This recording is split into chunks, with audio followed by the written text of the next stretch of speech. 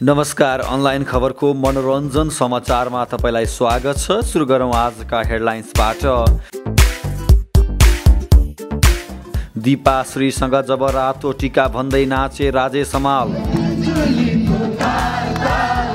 रोमियोको छायाङ्कनमा निशा र मेलिनाको केमिस्ट्री। आलिया र बाँडी कपुरका कारण आमिर र आदित्यको दूरी बढ्दै। नेपाली चलचित्रमा 2 दशक भन्दा लामो समयदेखि राज गर्दै आएका नायक हुन् राजेश हमाल।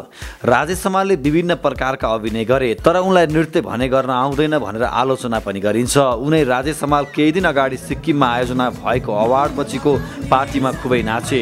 पत्नी मधु भट्टराईसँगै सिक्किम पुगेका हमालले कलाकार दीपाश्री निरलदेखि अहिलेकी नायिका निस्मा घिमिरेसँग कम्मर भर्काए।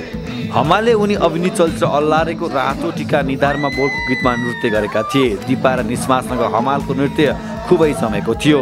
पत्नी मधु भने स्टेजमा उक्लन मानिनन्, नृत्य गर्ने नजाने पनि हमाल स्टेजमा पुगेपछि सिक्किमका सीएम पवन चामलिङले आयोजना गरेको पार्टीको माहौल नै फेरिएको थियो।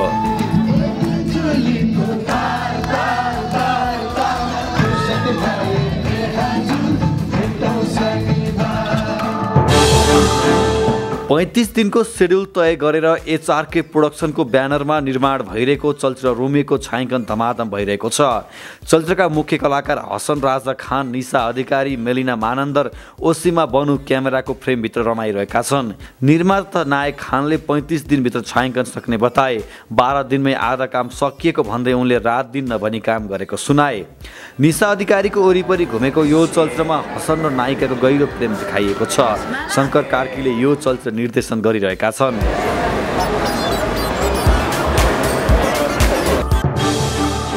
आखिर नायिका द्वय बाँडी कपुर र आलिया भट्टका कारण कसरी नायक आमिर खान र निर्माता आदित्य चोपडा बीच शीतयुद्ध हुन सक्छ भन्ने तपाईँलाई लाग्न सक्छ।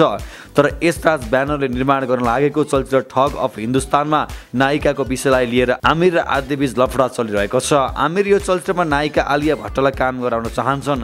आलियाको कामबाट उनी खुबै आकर्षित पनि छन्, तर आदित्य भने बेफिक्रे नायिका बाँडी कपुरलाई यो महँगो प्रोजेक्टमा राख्न चाहन्छन्। नायक र निर्माता बीच यही लडाइँ कारण अहिलेसम्म नायिका तय गरिएको छैन।